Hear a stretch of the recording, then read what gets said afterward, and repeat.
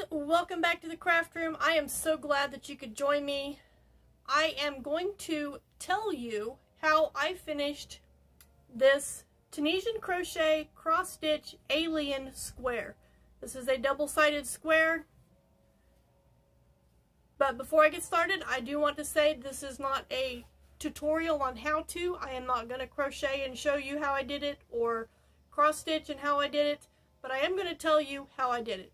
So make sure you check the links in the description box below. I will also have a written basic instruction on my blog on how I did this.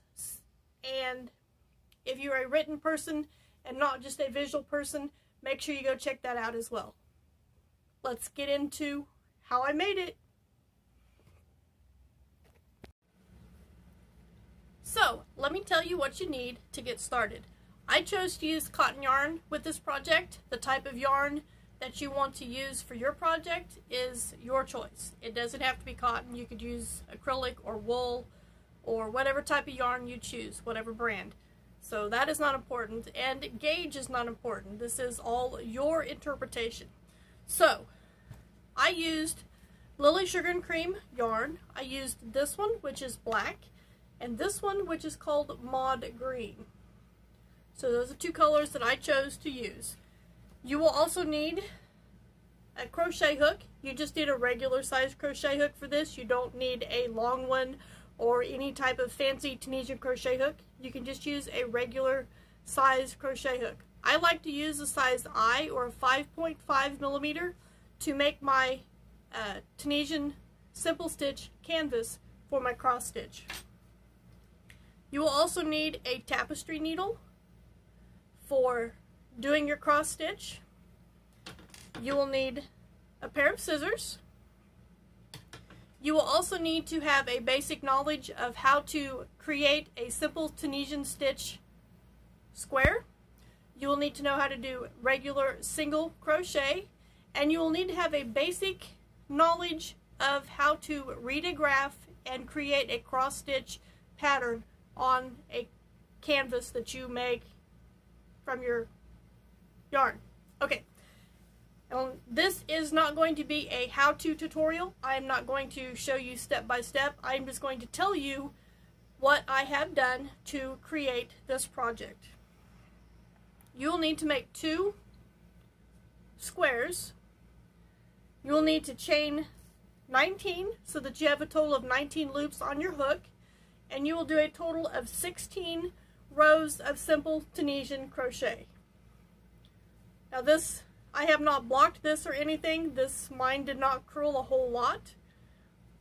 So yes, make sure you have 2 of these, and when you're done, I will put the link in the description for the alien pattern that I used. It is one that I found on Pinterest. It is not mine. I just borrowed someone else's.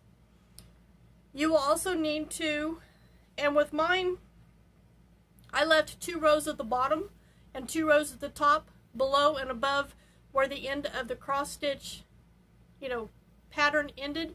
And I also left, now I'm not counting my end rows,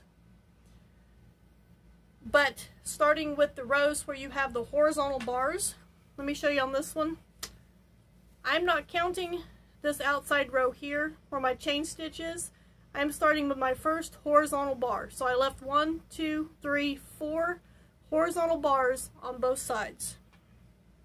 And this is what I came up with. Here's the back of it. If anybody wants to know, it's not going to matter because you're going to sandwich these 2 pieces together.